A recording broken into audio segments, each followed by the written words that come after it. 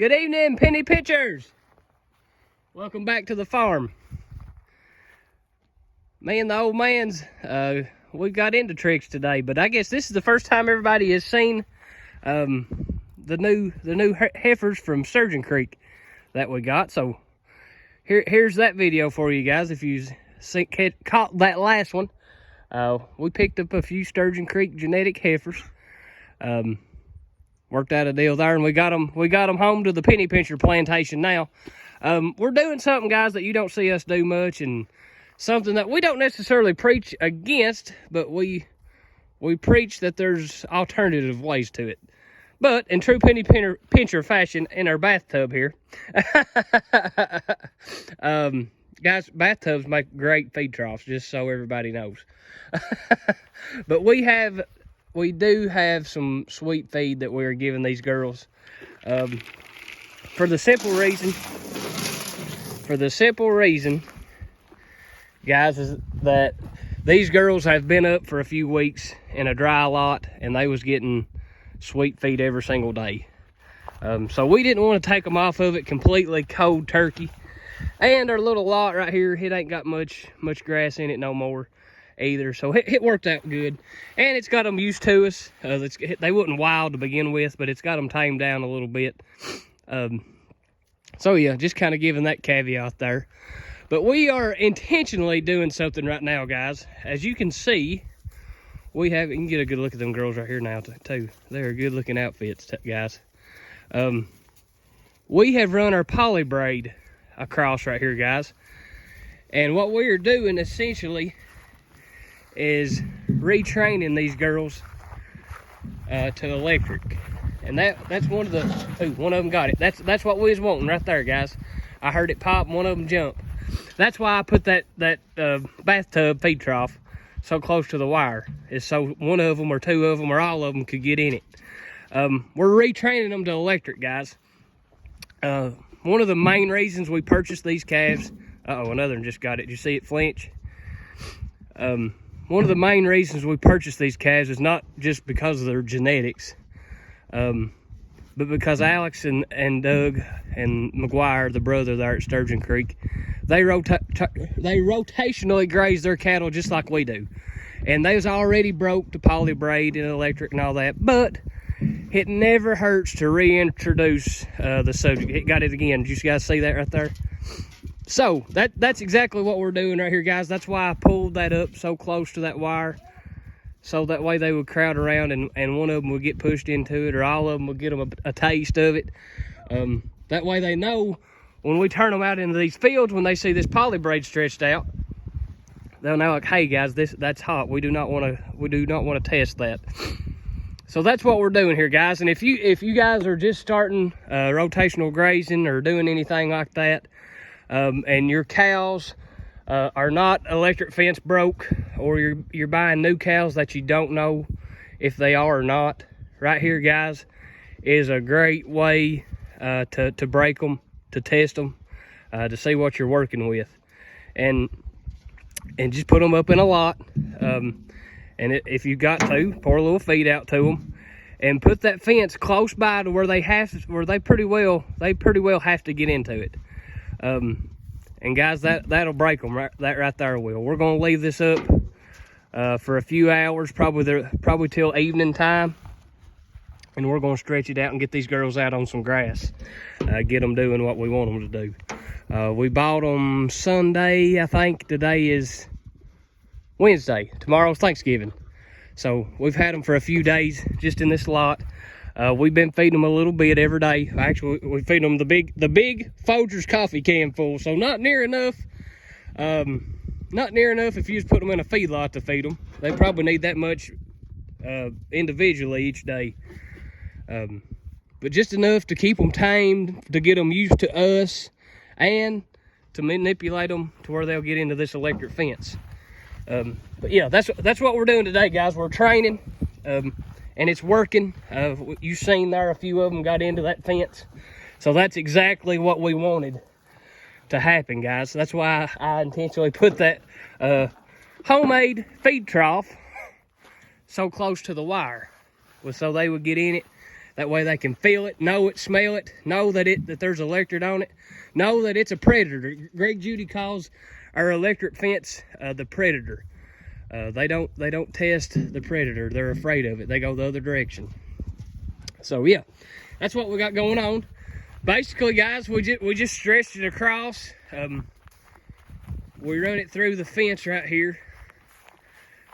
We had to put a couple posts here so it don't get against that the webbing on that fence, and we've just got it attached over here at the main wire on the perimeter fence. You can see it over there. So yeah, guys, we're just gonna leave this up for a few hours. Give them girls a few more opportunities to get zapped. I'm gonna put this bucket back in the back of the mule, like that. But yeah, we're doing a little training exercise today. Guys, do not, sorry, I've got the fence post in the way. Do not go buy cows and just assume that their electric fence broke. More than likely they are not. If you'll remember back in the spring, the 6 cows that we bought in the spring, we done the same thing with them. We left them in this lot for a few days, let them tame up a little bit, and let them get used to the electric, or they will get out on you, guys. Like you all know, if you've watched our videos before, this is our perimeter fence. Right here is our perimeter fence, guys.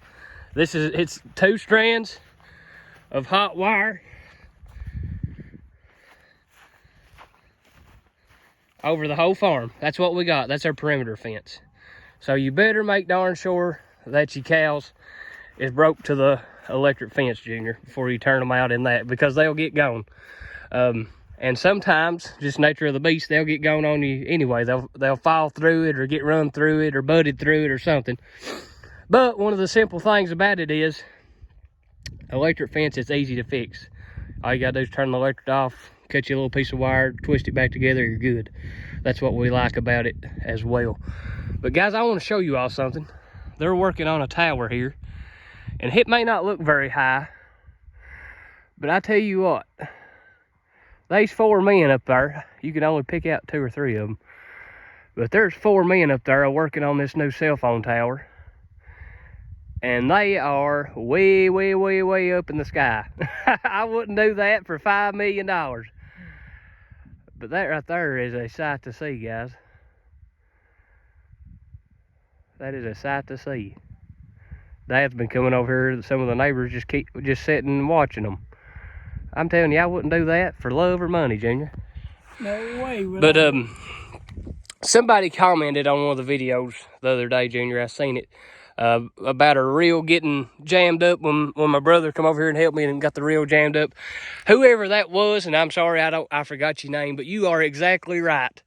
These are TerraGate brand reels, and you can get them. You can buy them preloaded with either 6 foot, or I think it's 12 or 1300 foot. And obviously we got them with 1300 foot on them, and it is almost too much. And like our subscriber told us there, he said cut some of that off and it's an easy fix. And I agree 100%. That's all you got to do, guys. I don't think I've got none here handy, but like if this breaks, or if you want it, you can just cut it and tie a knot back, guys. As long as your knot is small enough to go through that right there, you're good, guys. So that's one of the great things about these reels and poly braid or Terra braid.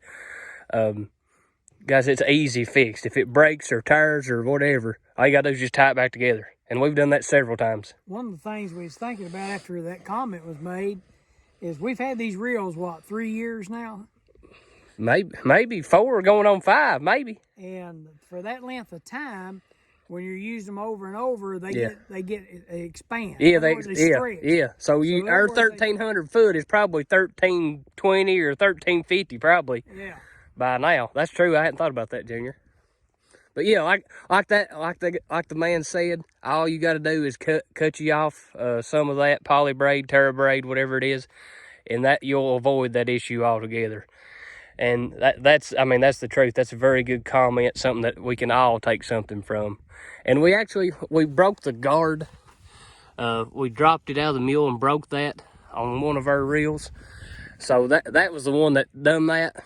So it would definitely help. We may end up, I think the reel, I can't remember what a naked reel is, probably $50, $75. We may half and half. We may get us a new reel and cut half of the turbo braid off and load it on a new reel and have an extra reel and have two 600 footers instead of one 1200 footer. That may be the smartest penny pinching thing to do. But guys, we got the cows. Over here next to the pond, down over the hill there, and what Dad calls the turkey field. And I tell you, tomorrow's Thanksgiving. Tomorrow's the 25th. So guys, we're going to make it to December. And I think we could go around one more time, have a couple days in each paddock, and be okay. But guys, you can't. This is a question. This is a comment for you guys and for Dad, because we've not talked about it really. I'm thinking about maybe going around one more time without hay. We won't need it.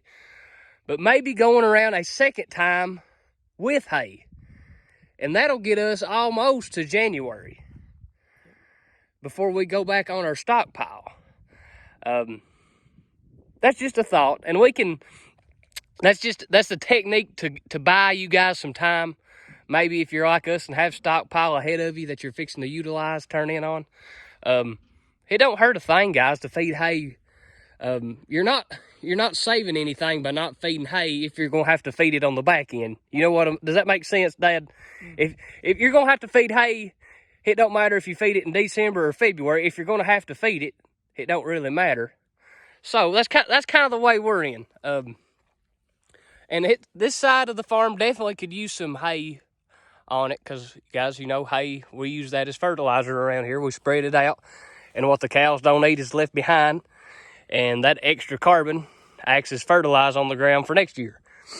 So that's something we're thinking about doing maybe before we turn in on the stockpile. Or after we eat up all the stockpile, we may come back in February, March, and feed hay on this side. We may just do it then. It's about as broad as it is long, to be honest with you. But you guys may know, may have a tip, may have some advice on that, guys. That's something that I just kind of pondered on today. But just kind of stepping back and looking at the big picture, we're going to have to feed it either way, probably. So we can feed it early or we can feed it late. I know we got a neighbor down the road. He stockpiles his grass. He feeds hay through August and September and October while his stockpile grows up, and then in the winter months he turns in on the stockpile and don't feed hay. So it's kind of one of those deals, guys. And that was interesting. He said he's actually a vet, so he said he's been doing that for a few years. So that's actually a pretty interesting, pretty logical way to do it. I mean, really. I mean, as long as the snow don't cover up your stockpile, I mean, you don't have no reason to go out there when it's 10 degrees in February. So that's a pretty good idea. I think I applaud him on that. I think that's a pretty smart move. Whole lot more nice to feed hay and it's 75 than it is 5. And that's essentially what he's doing. That's essentially what he's doing, guys. But we've reached the 14-minute mark, so we're going to cut it off, guys. Me and Dad's going to trick around here on the farm today. I got off work, so we're going to check some fences and do that kind of thing today. Make sure everything's squared away while it's nice and pretty. But this is the Penny Pinchers wishing everybody a happy Thanksgiving tomorrow. We know where our blessings come from here at Penny Pincher Farm, and they come from the Lord. And we hope that you guys know the same thing. So this is Penny Pincher Farm, letting the grass grow and giving God all the glory.